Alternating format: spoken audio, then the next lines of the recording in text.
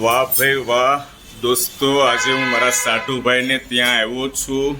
મારા સાટુભાઈને ત્યાં bread પકોડાનો programme છે. વાહ ભાઈ વાહ. તૃષ્ણા, હલો. હેલો. કેમ છો? ઓ મજામાં. આજે પકોડા ખવડાવવાના છે. હા, પકોડા ખવડાવવાના છે. વાહ દોસ્તો, પકોડાની રેસીપી મારા ઘરની મેં તમને બતાવી હતી, પણ આજે હું મહેમાન થઈને મારા સાટુભાઈને ત્યાં આવ્યો છું. ત્યાં બ્રેડ પકોડાની રેસીપી કઈ રીતની છે આપણે જાણીએ દોસ્તો.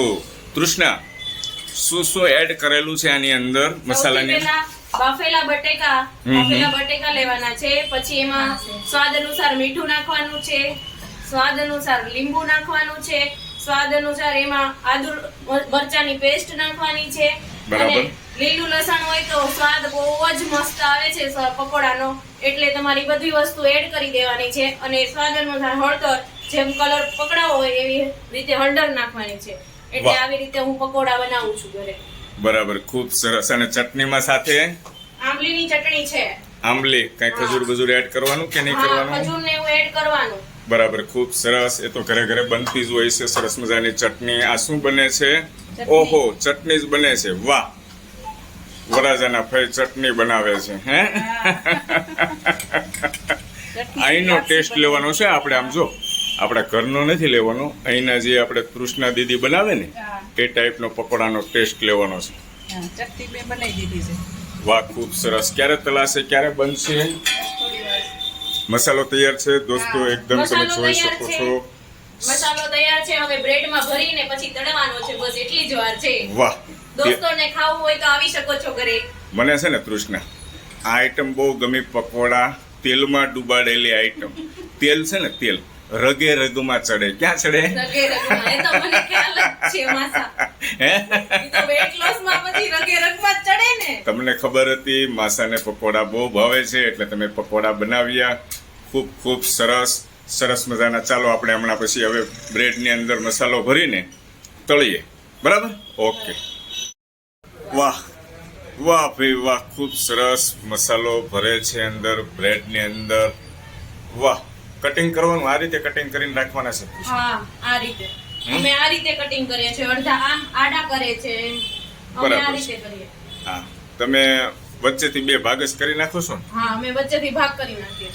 વાહ, ખૂબ સરસ મસાલો ભરે છે. મજા આવશે આમ તારો. આમ મસાલો જેટલો આમ જોવા મને આમ લાગે છે ને, આમ યલો કલરનો બનાવ્યો છે સરસ મજાનો. હે, એટલો ટેસ્ટી હશે હો માસા. હા, હું એક સલાહ આપું ખાલી મારી. મારા મંતવ્ય પ્રમાણે આપણે જો થોડાક ક્રન્ચી કડકડિયા કરવા હોય ને તો લાઈટ મસાલો અંદર ભરવાનો, નકર ગોદડા જેવા થઈ જશે. શું કેવું? એ તો ખ્યાલ છે માસા. બહુ પછી તમે મસાલાનો થર વધારે ભરી દો, બરાબર છે?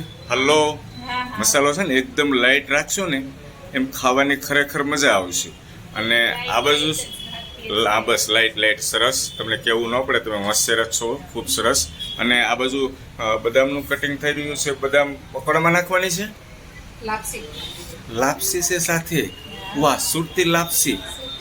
વાહ ભાઈ વાહ, ડબલ ધમાકા દોસ્તો. મજા આવશે ખરેખર પકોડા સાથે લાપસી. ખૂબ સરસ.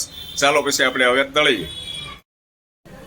વાહ ભાઈ વાહ, ખૂબ સરસ. સરસ મજાના પકોડા, મોંમાં પાણી આવી જાય એ ટાઈપના એકદમ સરસ મજાના લાલ ચટાકેદાર ક્રન્ચી બનવાના છે. સ્પાઈસી રાખ્યા છે ને અસ્મિતાબેન? ખાવાની મજા આવવી જોઈએ. ઘણા દિવસ પછી તમે અમને પકોડા ખવડાવો છો. ખૂબ મજા આવી.